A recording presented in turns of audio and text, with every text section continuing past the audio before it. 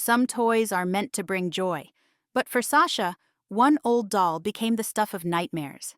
Sasha's aunt had always been a bit eccentric, the type who loved collecting odd antiques and giving them as quirky gifts.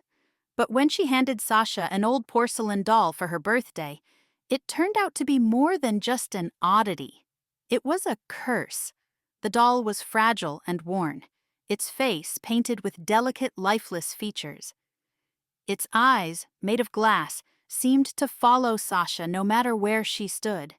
She laughed it off at first, chalking it up to her overactive imagination, and placed the doll on a shelf in her bedroom. That night, she dreamed of footsteps echoing through her home. In the dream, the doll's glass eyes glowed faintly, and its tiny porcelain hands reached out toward her, scratching at her door. Sasha woke in a cold sweat, dismissing it as nothing more than a bad dream. But when she got up the next morning, the doll was no longer on the shelf. It was sitting on her nightstand, facing her bed. Sasha stared at the doll, her stomach churning. She was sure she'd left it on the shelf. Trying to shake the creeping unease, she placed it back where it belonged and went about her day. But that night, the nightmares returned. She dreamed of the doll again, this time crawling across her bedroom floor. Its movements were jerky, like a puppet being controlled by unseen strings. When she woke, it was on her desk, its head tilted toward her with a faint crack in its porcelain cheek that hadn't been there before. Sasha decided to get rid of it. She wrapped the doll in newspaper, stuffed it into a box, and left it outside for the garbage truck. But the following morning, it was back sitting on her kitchen counter, perfectly clean, as if it had never left. Panic set in. Sasha drove the doll to a nearby thrift store and dropped it off without a second thought.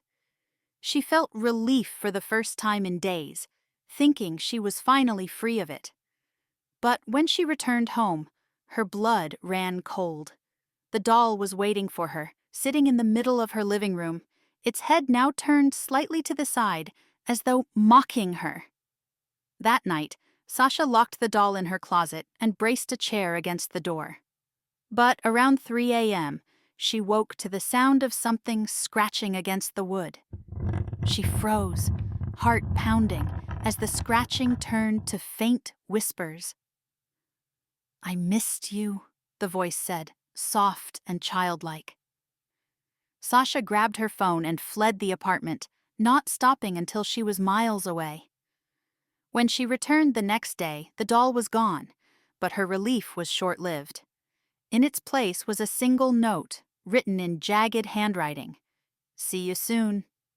Sasha moved to a new city shortly after, but the nightmares never stopped.